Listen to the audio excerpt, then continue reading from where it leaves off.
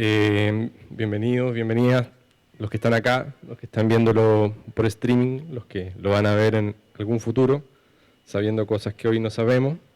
Ni necesito presentar a Sol Serrano, destacadísima figura de la historiografía chilena de las últimas décadas, Premio Nacional de Historia, no puedo dejar de decirlo, primera mujer en recibirlo, no puedo dejar de decirlo.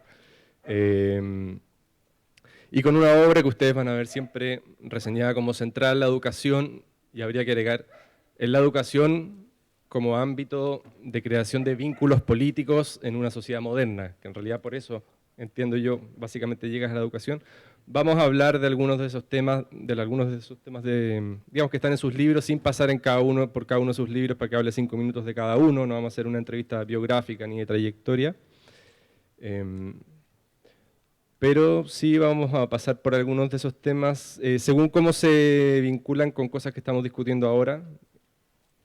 Y también por el oficio de historiadora, porque no hay una manera de ser historiador, digamos, y no me estoy refiriendo a la comparación con Baradit, que es la típica, no, aquí hay una historiadora seria, y no, o sea, dentro de los historiadores serios, digamos, hay muchas maneras de ser historiador. Y en los libros de Sol Serrano, si los han leído, van a detectar una pasión no tan fácil de detectar, porque está la vocación, la entrega, yo creo, al oficio del historiador, que incluso la obliga a una cierta contención, ¿no? No es una pasión que está explícita en el texto, sino es la pasión de quien no se pone a sí mismo como protagonista y se resigna a no ser tan original con tal de cuidar los hilos de la artesanía misma del historiador. Pero bueno, ella va a decir todas estas cosas un poco mejor. Vamos al tiro un poco a lo que nos convoca, que está en el subtexto de la presentación de la actividad, ¿no? Se supone que vivimos en tiempos, veníamos mucho tiempo diciendo que es una época muy presentista, muy encandilada con el presente, que va tan rápido que no puede mirar al pasado como para darse sentido desde su propio pasado, pero en realidad, y hace bastantes años ya también, se está mirando mucho al pasado, pero quizás de una manera nueva, ¿no? Que no era la que veníamos acostumbrados, buscando no la gran historia, sino lo que fue silenciado por la historia que se contó, lo que fue negado, supuestamente, borrado, ¿no? Buscando muchas víctimas que reivindicar y muchos victimarios a los que ajusticiar, pero para el presente. ¿Cuánto te acomoda, o sea, cuánto te interesa, cuánto te atrae, o cuán problemática te parece esta manera en que se ha estado mirando hacia atrás, ¿no? Esta manera de traer el presente, el pasado al presente? Bueno, gracias Daniel, gracias a Puerto Idea por estar aquí.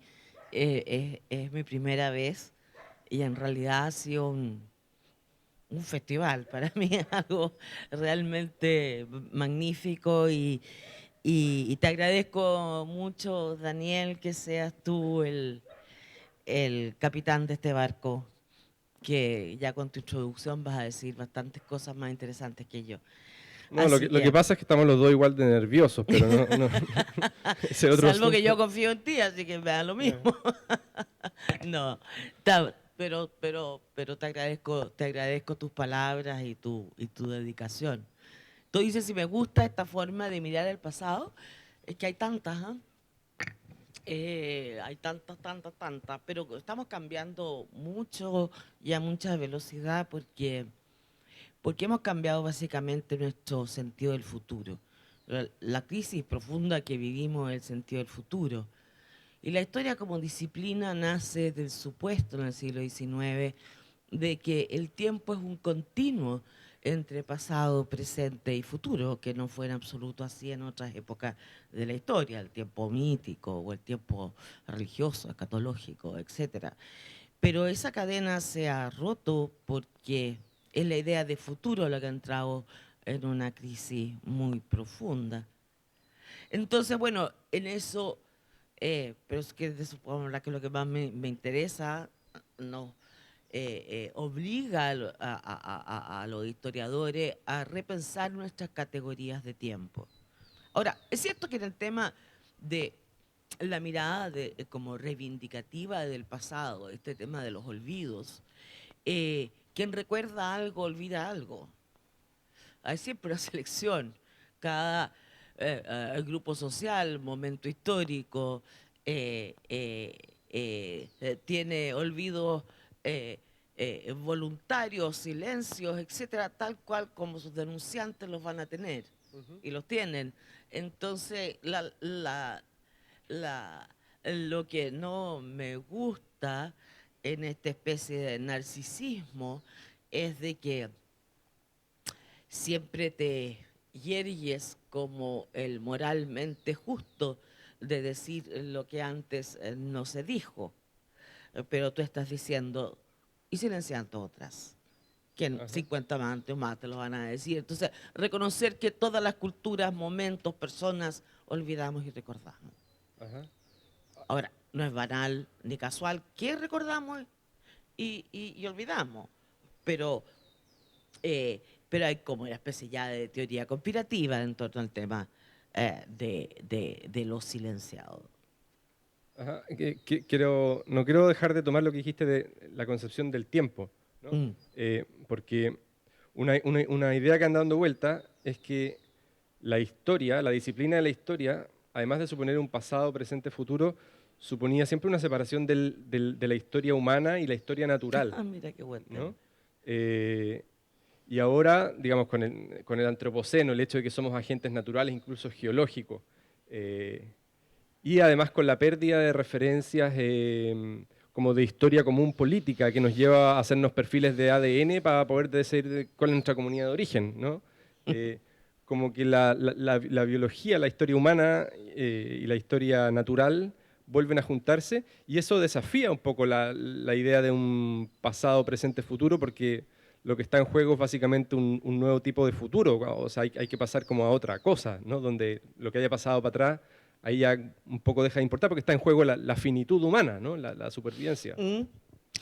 Sin embargo, más que deje de importar el pasado, lo que pasa es qué tipo de temporalidad es la que contribuye a comprender esa crisis del futuro. Y creo que lo has puesto en sus temas más exactos, porque lo que plantea la crisis planetaria, cambio global, cambio climático, etcétera, es que el, el ser humano biológico que habíamos conocido en su relación o estudiado en su relación con la naturaleza, pasó a ser también un agente geológico. Y eso sí que es enteramente nuevo en la historia de la especie humana. Entonces, esta agencia en lo geológico que se suponía para los efectos del tiempo humano inmutable, eh, resulta que dejó de serlo. Y entonces, como dices bien, ya no puede separarse naturaleza de historia, pero lo que nos impele es a volver hacia atrás y hacia muy atrás. Lo que nos critican los, los que están más cerca del cuento, digamos, los biólogos evolucionistas y toda una corriente que se llama Deep History, que liga historia con neurociencia. Y lo que están haciendo historia versus cambio climático. Yo creo que Chakrabarty es el personaje más Ajá. importante en esa materia. Pero lo que están diciendo, ustedes están enfrascados en una historia que tiene, unos dicen 4.000 años, otros dicen 10.000 años, que al fondo es la historia de la escritura, es la historia con escritura. Antes teníamos pues, algo que se llamaba prehistoria cuando yo entré a estudiar. Ujú. Y no, porque sí es, el razonamiento es, sí en las otras eras, como la glacial o en el océano, eh, se exterminaron diversas especies. Sí, como postula la biología evolutiva, somos una especie. esa es la especie humana, distinguida por el lenguaje. Después podemos volver a eso que me encanta, pero Sí. eh, entonces la visión, claro, más catastrofista, es decir, bien, como si para decirlo sencillo, si se extinguieron los dinosaurios, ¿por qué no nosotros? Entonces, el asunto es que tenemos que volver a esa historia para comprendernos en esa dimensión, para avisorar un futuro en el cual la diferencia que podríamos encontrar desde la perspectiva evolucionista es que en relación a los dinosaurios, por decir cualquier cosa, el Homo sapiens, por el lenguaje y su inteligencia, su capacidad de pensamiento y del lenguaje simbólico, eh, puede transformar, así como transformó esta era geológica, Ajá, ¿ya? Puede también contenerla. ajá. Lo cual, sí, puede ser, digamos, genera un problema que toda la historia política queda un poco de más entre medio, ¿no? Totalmente. No, Y, no. y la pertenencia incluso a una comunidad de origen. Entonces ahí yo ya, ¿qué voy a decir? No, soy chileno en 1810. No, yo tengo un pariente polaco que llegó antes, después uno mapuche que llegó mucho antes y después... entonces, bueno, obviamente la globalización también desterritorializó las pertenencias y ya ser de un país no importa mucho, pero para alguna gente sí, para otros no. Pero la historia política queda como vaciada de sentido al medio como fuente de futuro, ¿no? Es súper agudo lo que estás diciendo, porque lo que liga estas temporalidades tan distintas, cuando estamos hablando de los 2 millones de años entre el Homo erectus y el Homo sapiens, sí Perdona, es tiene que que ver con para nuestra decirlo de una vida. manera como Sí, radical, es como tener conciencia prehistórica y no tener conciencia histórica. eh, es conciencia de la historia humana, le puedes poner especie, se habría llamado naturaleza humana. Y claro, y eso lleva a otro debate gigantesco, el cual no me voy a meter, es si existen los universales Ujú, y existe algo como humanidad. Y yo creo que en absoluto se contraponen, sino que hay universales en una vivencia particular. Y ahí vuelvo a lo que tú dices, la vida humana, los seres humanos vivimos en el tiempo y tenemos un tiempo. ajá, No somos eternos, aunque sea muy larga la especie, y por tanto nuestro sentido lo vamos construyendo igual en el tiempo corto. ajá, No es, no es separable el tiempo largo del tiempo corto de nuestras propias vidas. Y nuestras propias vidas son formas de pertenencia que en la historia moderna son de una velocidad que la historia eh, larga de la especie, por tanto, no conoció. ¿Ya? Y la velocidad nos tiene a todos un tantico desconcertados. eh, eh, pero es... Y eso, fíjate que los historiadores es una cosa muy loca, porque fíjate que nosotros, bueno, aquí hay tan mis colegas que podrían hablar mejor que yo sobre eso, pero fíjate que nosotros trabajamos con el tiempo. Eh, y como lo entendimos siempre, fue el tiempo humano. Cuando yo estudiaba historia, eh, lo entendía como distinto a la geología, que tiene una historia, a la zoología, que tiene una historia, a la biología, que también, porque estudia parte de la evolución, etcétera. O sea, muchas de las disciplinas tienen una dimensión de tiempo. No sé si las matemáticas la tienen, posiblemente no tengo idea. Pero el infinito, pero no sabemos lo que será. Bueno, pero quiero decir, sin embargo, reflexionamos muy poco sobre el tiempo, porque hay dos cosas que damos por hecho, lo humano y lo temporal, ajá. porque nacimos como disciplina, bueno, el conocimiento nace en lo humano, entonces es un supuesto y de ahí salimos felices como Heródoto a recorrer el mundo. Ajá.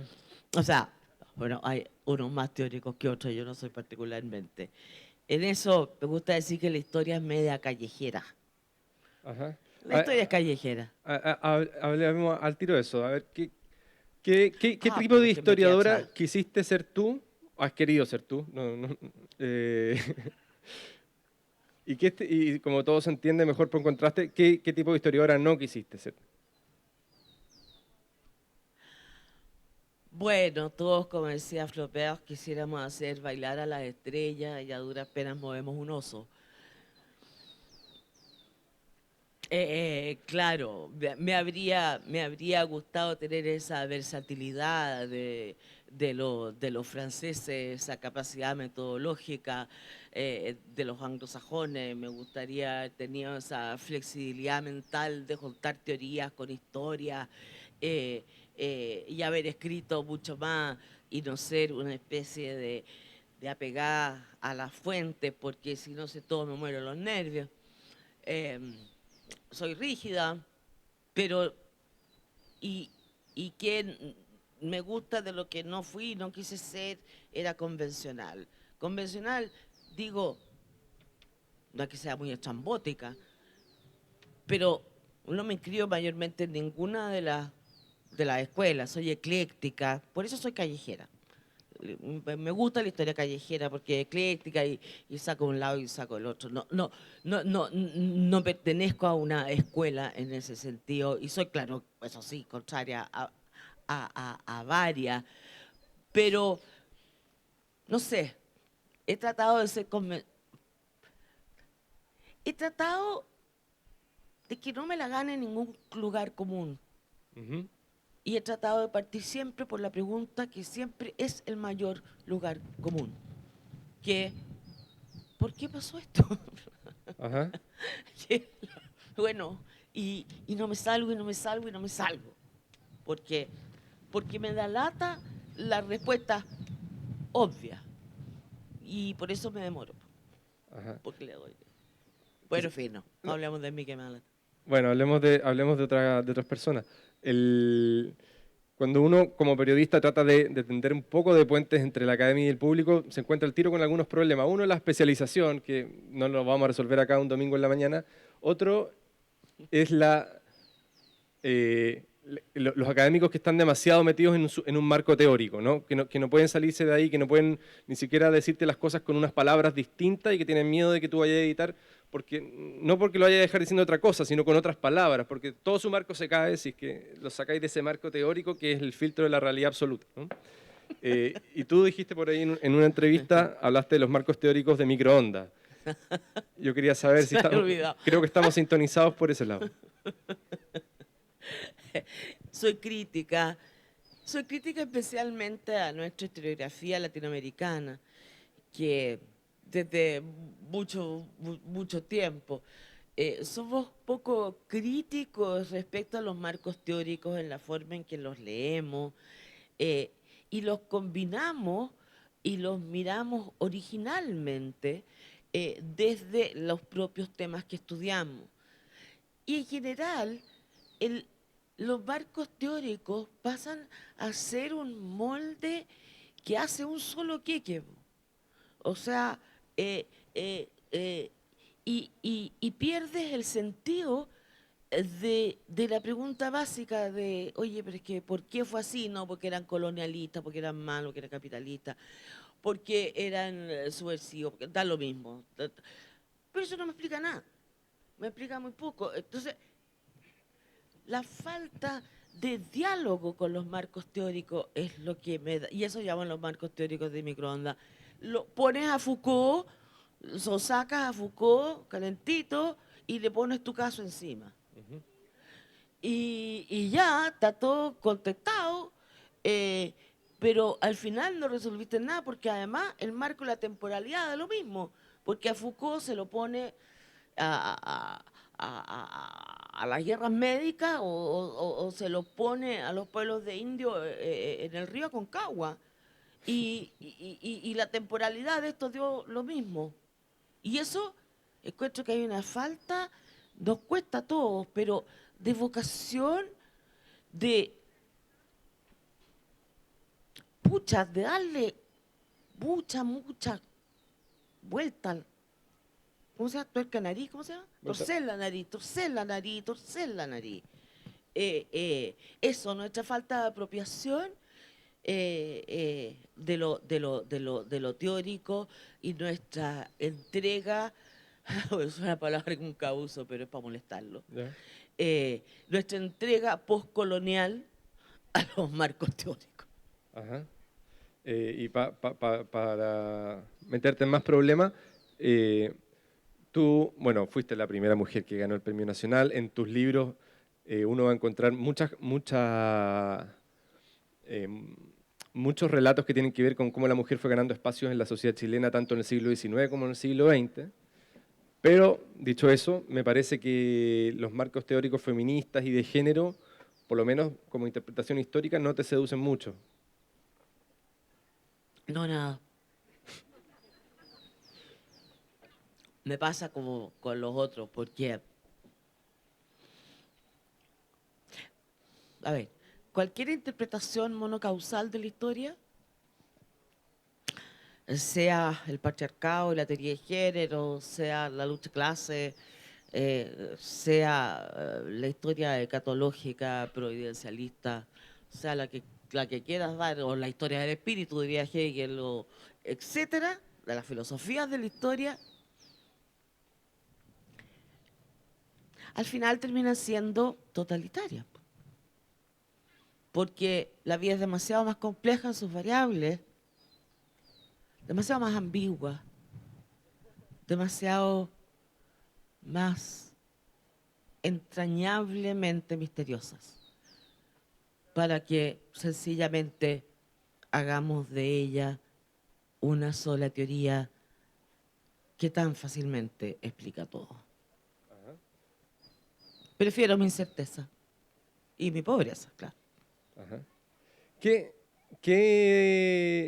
libro, qué autor, qué manera de ver el pasado en algún momento te deslumbró y te dijo, mira, aquí hay una manera de encarar la historia que no se me había ocurrido? Tanto. Tanto. Tú dices mis amores. Los primeros amores. Los primeros amores. Es muy afrancesado mis primeros amores y tiene que ver con la, la historia política que estudia lo que tú dijiste al comienzo, la historia de los vínculos modernos en términos de las prácticas sociales y culturales, pero que también habita en el tiempo corto del individuo, a propósito de lo que me dijiste antes, y cómo ligar el plano de lo ideológico con el tema de las prácticas culturales. Por estas dos palabras que es un estudio que a mí me encantó, o sea, para mí era muy importante hacer, cómo estudiar las luchas teológicas sobre la secularización de los cementerios, que fue algo fundamental en el mundo católico, sin estudiar las prácticas mortuorias. ¿Cómo entendemos las prácticas y la ideología?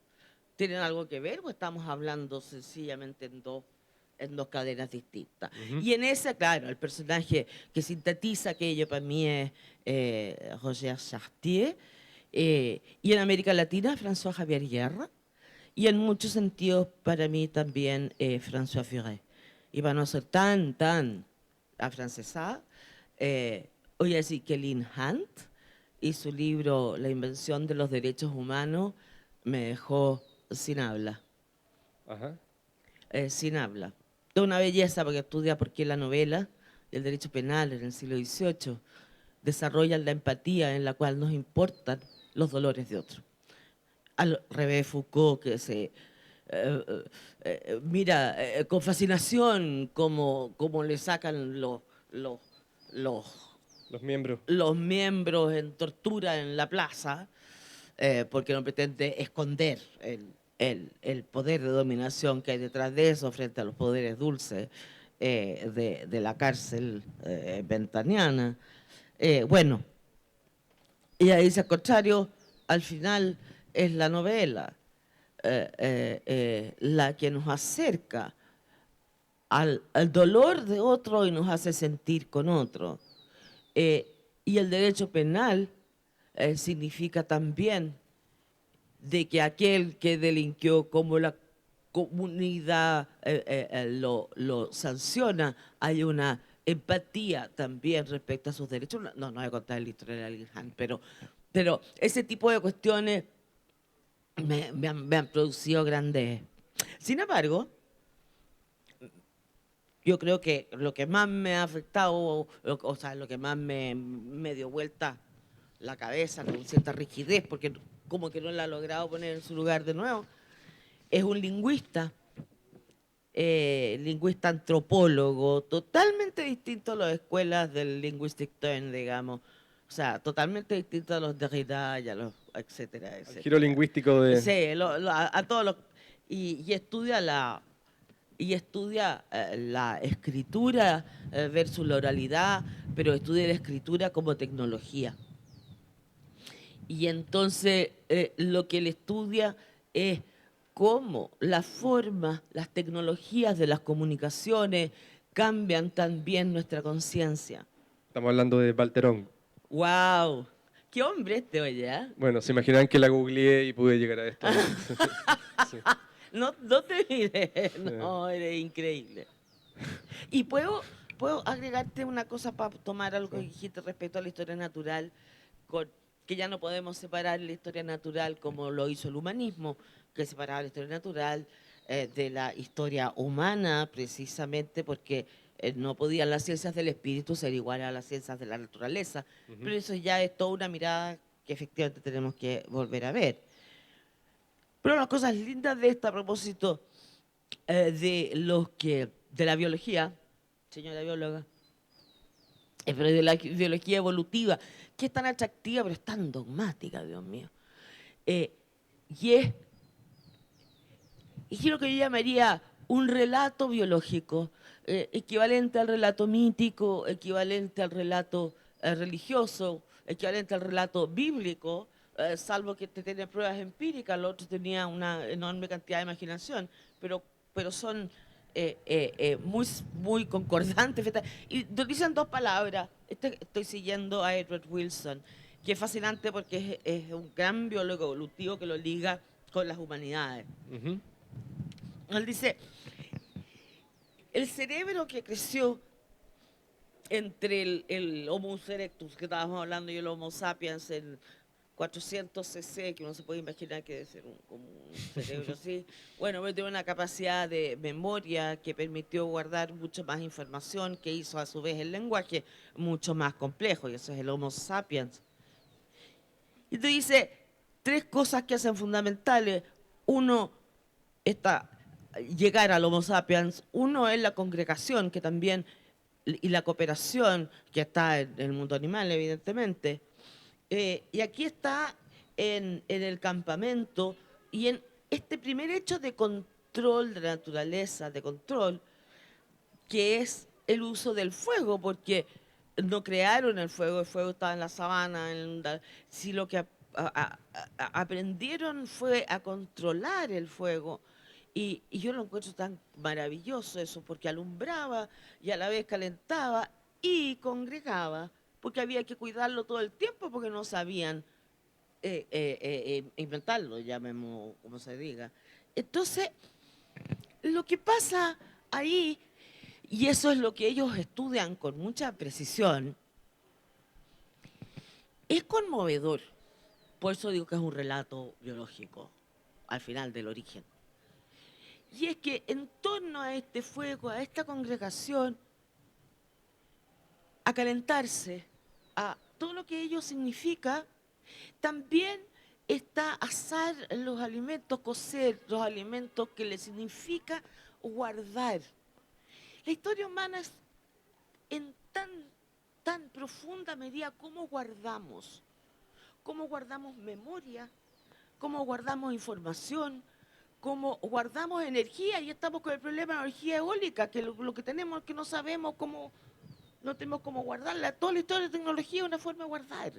También, entonces, guarda el alimento y estudian cuánto tiempo compartía esta pequeña comunidad de campamento que cuida el fuego, cuánto tiempo compartían siendo recolectores, digamos, cero, como era, me voy a equivocar en la cifra, así que no diré ninguno, en estos tiempos que uno se equivoca en una cifra y ya andáis Pero mal. tú no eres candidata presidencial, así que no. A nada, Dios mío. Bueno, entonces, ¿qué? Se veían como una hora. Pero guardar el alimento significa que tú no tienes que salir todos los días. Y entonces empiezas a tener una vida comunitaria distinta, porque tienes más tiempo de otras cosas. Entonces, este fuego significa de ahí compartir el desarrollo más complejo del lenguaje. ¿Y qué es, según lo que ellos estudian? ¿En qué se desarrolla en el lenguaje? En el fogón.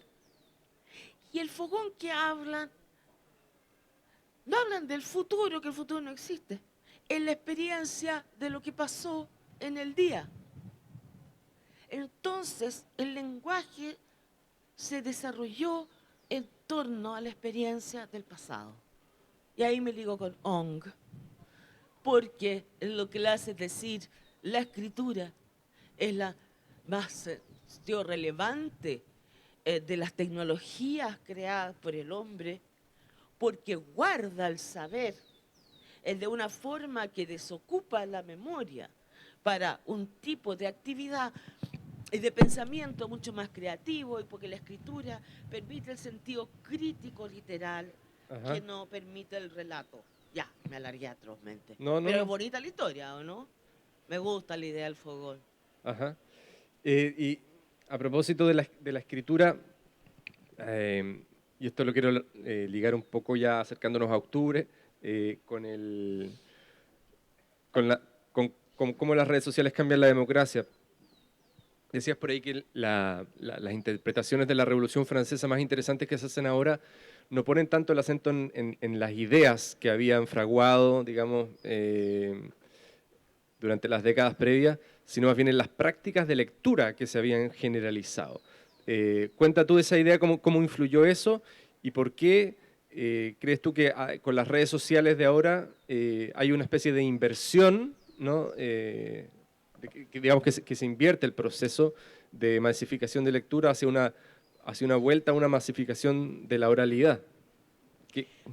Re buena pregunta, pero está dentro de la escritura. Lo que pasa con la escritura es que produce siempre grados de autonomía, porque tú lees incluso una cierta soledad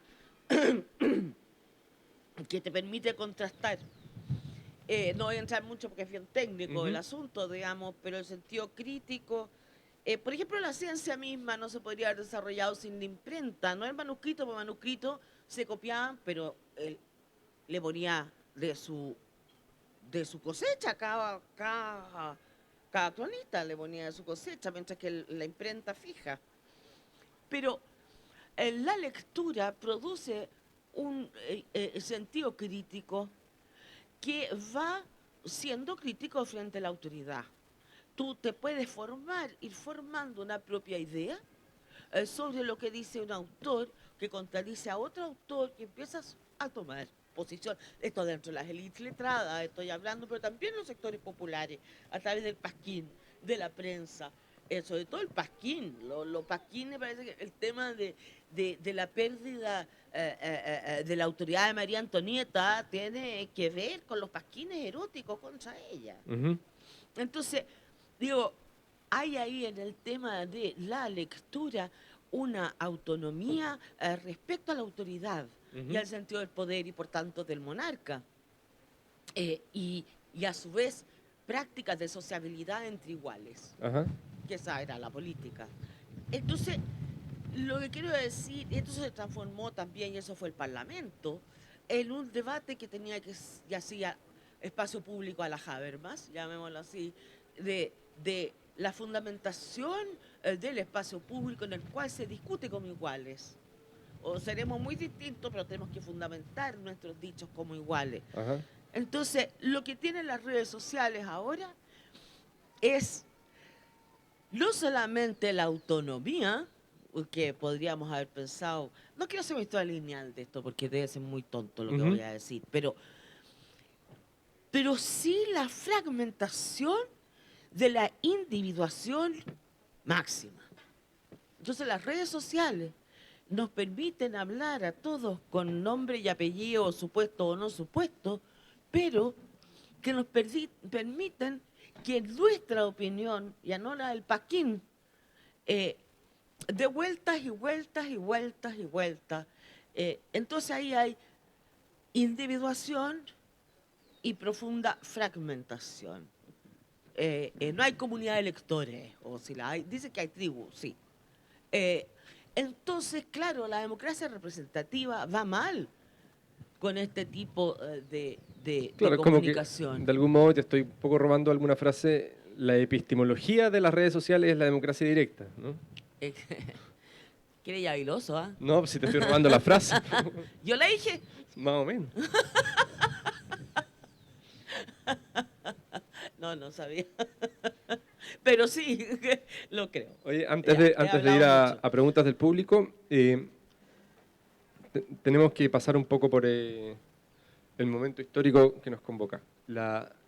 Hace 2 años, entre estallido y pandemia, entrevisté a Gabriel Boric y él decía en ese minuto que el estallido social representaba un quiebre histórico, pero no con el 73, ¿ya? No con lo que había empezado el 73, sino que el 18 de octubre se acababa lo que había empezado en 1925.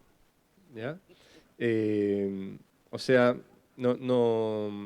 se salía como de la idea de que aquí por fin vamos a terminar con la dictadura, aunque decía sí, eso también, pero lo que de verdad se acaba históricamente es como el siglo XX chileno y el orden institucional que creó la Constitución del 25. Eso es lo que finalmente colapsa.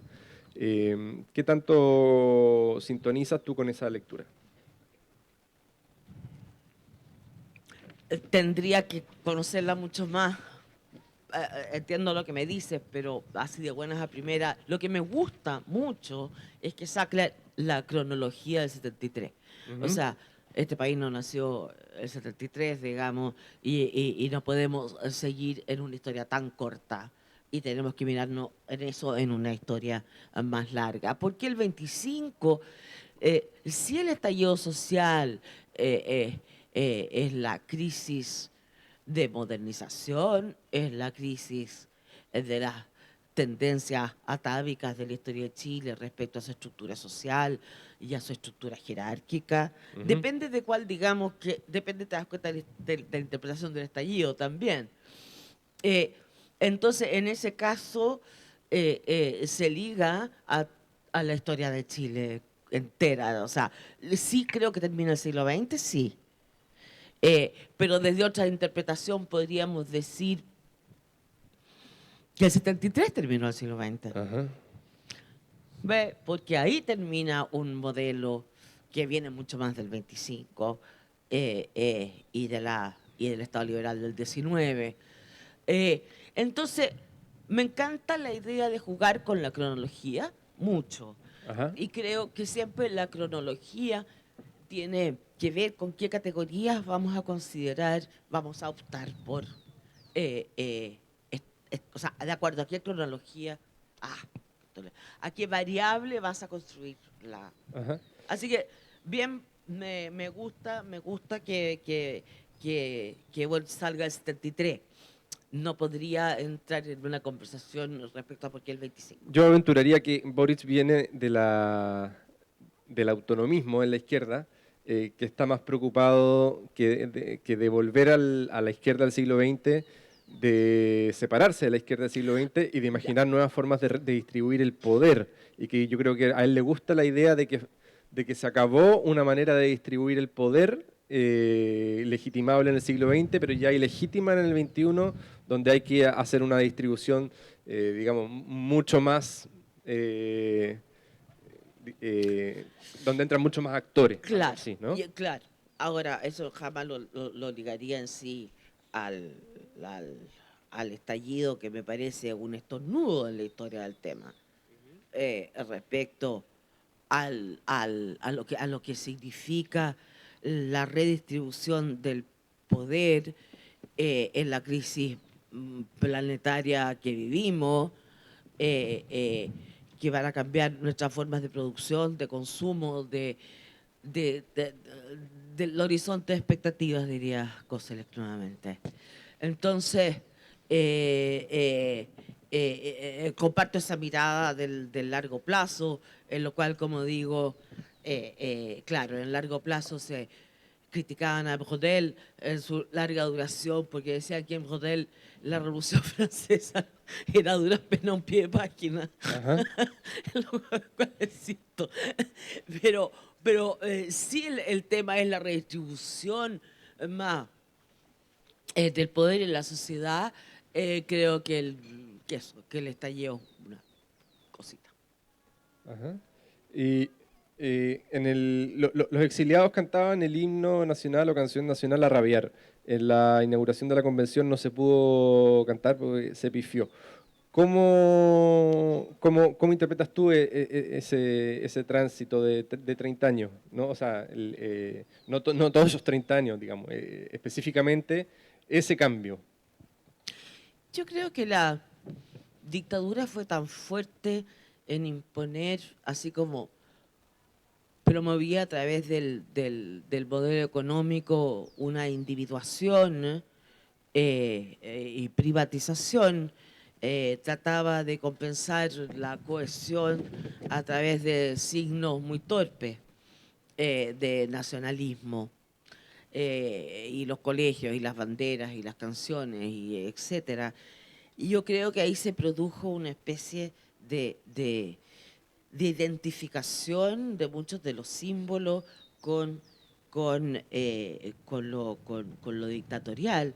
Entonces, la canción nacional que cantábamos acá también, y gritábamos Huela asilo contra la opresión, con, pero con voz gutural, digamos. Además, de paso, es muy linda la canción nacional, ¿eh? Todo el mundo se ríe, es lo más linda que hay. Es de Ujú. una belleza, su letra, ojo, compárenla con otras que son todas sangrientas, esta es bellísima. Bueno, pero, La estrofa que cantamos, por lo menos. bueno, escogimos bien, encuentro yo. Ajá. Entonces, eh, y creo que también todo el mundo del exilio generó también absolutamente sus símbolos patrios. Esto se mezcla, estoy suponiendo, no tengo evidencia empírica, a que entre la identificación con el tema dictatorial y por otra parte el surgimiento de lo identitario en contra de lo nacional, evidentemente genera una ruptura de lo que aquellos símbolos representan.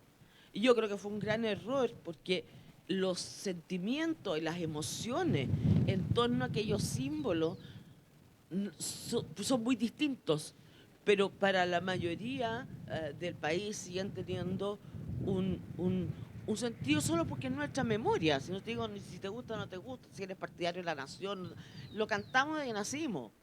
Siempre nos va a emocionar porque todo lo que hicimos en la infancia nos va a emocionar. O sea, esa parte como encuentro que no se considera en la ecuación. Pero sí, lo nacional está absolutamente en crisis por las reivindicaciones identitarias que son necesariamente particulares. Ahí está la tensión también un poco entre historia y memoria, ¿no? La memoria es el término que va al alza, ¿no? Lo que cotiza. Eh, el- un término al que tú no le haces asco, digamos, has trabajado con la memoria también. Eh, pero claro, la memoria significa que no nos hacemos cargo de una historia común, digamos, de la que en algún grado seríamos responsables, ¿no? Sino que nos vamos a esa memoria en la cual encontramos una identidad particular con la cual sí reconocemos una genealogía propia, ¿no? Propia, exacto. Es Dale. una palabra súper importante de una confusión que lo común, por ser común, es bueno. No, es común porque nos afecta a todos. y somos responsables de eso. Cuando digo una historia común, pareciera que fuera, se interpreta muchas veces como decir una historia homogénea sin conflicto. No, es común porque esos obreros con esos industriales que se enfrentaron en el salitre, o en fin, tantas, Dios mío, tantos conflictos, estaban viviendo en un mismo mundo. Y la política era la que tenía que más o menos tratar de ir encaminando aquello. Entonces, identificar lo común como o lo homogéneo o lo pacífico, creo que es muy ideológico. Además, es una forma de destruirlo. Ajá. Ya. No sé si hay un micrófono dando vuelta. Ya, ahí está el micrófono. Vamos a abrir las preguntas para el público. Que levante la mano. Si nadie levanta la mano, voy a seguir yo. ¿No hay preguntas? Bueno, voy a seguir.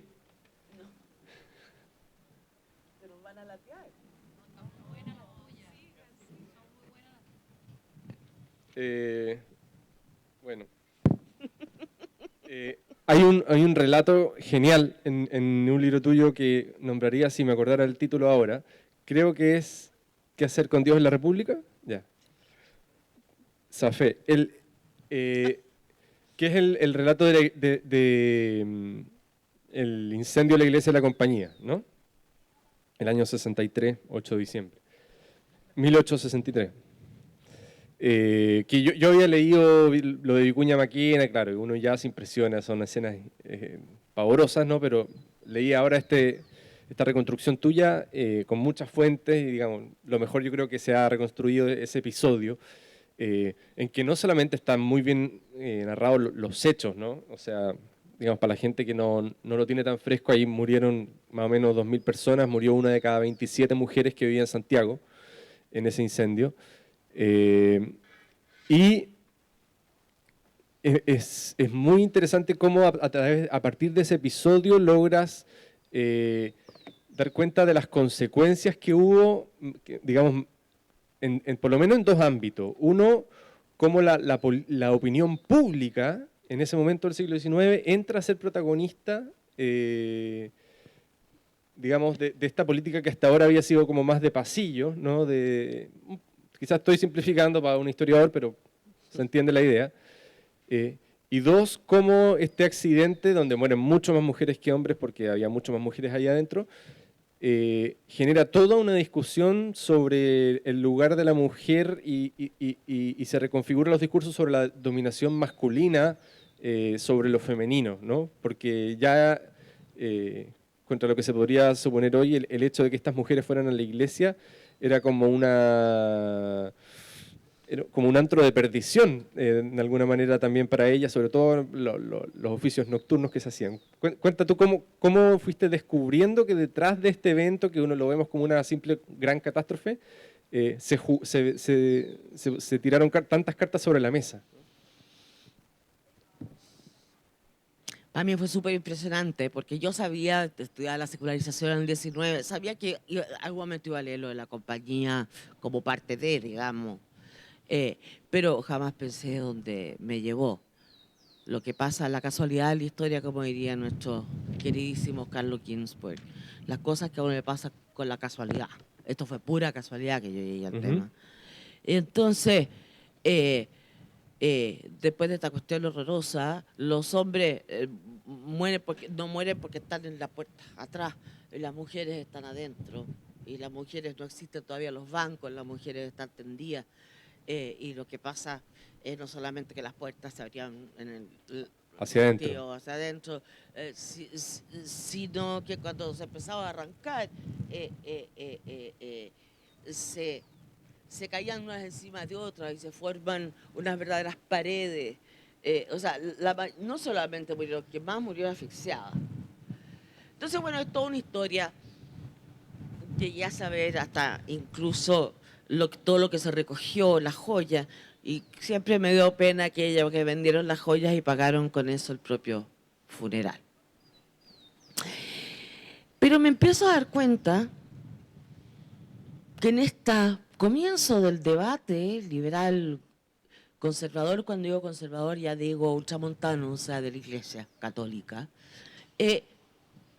empieza una crítica al clero enorme. Que primero, ¿dónde está el cura? Que por qué se arrancó primero, que no ayudara a salvar a nadie, que acá y allá empiezan... La iglesia era como el Choa, digamos, en esos días. No, una cosa horrorosa. Y entonces el pobre se defendía y decía que estaba dando la comunión a las mujeres que se estaban muriendo. Bueno, es todo muy impresionante. Pero después que le empiezan a dar como caja al clero, empieza a haber una discusión sobre qué pasa con el lugar del incendio y con las ruinas. Y un debate entre la intendencia, que es liberal, y el arzobispo, que es el dueño de la iglesia, sobre si se reconstruye la iglesia o se hace un monumento. Yo llamé el espacio sagrado versus el espacio profano, el espacio de la memoria versus el espacio sagrado. Entonces empieza, chita, digo yo, así que aquí están discutiendo qué se hace con este espacio público. ¿Se venera a las víctimas o se vuelve a la idea del rito? Y después me encuentro con que varios empiezan a decir a liberales que hay que controlar las horas de la iglesia, las horas del culto, porque la verdad, en la noche esto era un desastre. Y porque las mujeres a las 8 de la noche tenían que estar en su casa.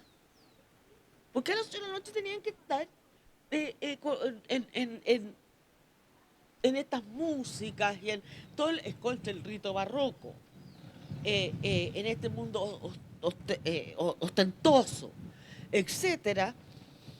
Y uno se le ocurre decir, oye, Rengifo, no olvidaré su nombre, en la Municipalidad de Santiago se le ocurre decir que además estas mujeres, muchas de ellas, dicen que van a la iglesia pero no van. Y que adentro pasan muchas cosas.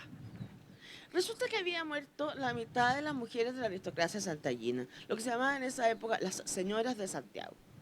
Una era la hermana del arzobispo Santiago, la otra era la hermana, la mujer del intendente. Entonces eso era tremendo desafío de clase, de paso, que era, están diciendo que a las mujeres a nuestras mujeres, las están mancillando su honor. Porque además, perdón, tú me atajas, es que la historia es demasiado increíble, como la historia de Rafael el otro día. Fíjense que había en la iglesia de la compañía una cosa que se llamaba el buzón de la Virgen. Y en el buzón de la Virgen, cada uno ponía sus peticiones, como los hemos visto en tantos santuarios.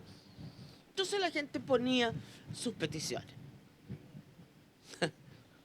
Se quemó todo, salvo el buzón de la Virgen. Y el intendente rescató las cartas. Y empieza el intendente a decir que en las cartas había contenidos francamente dudosos. Pero que no iba a especificar, con lo cual...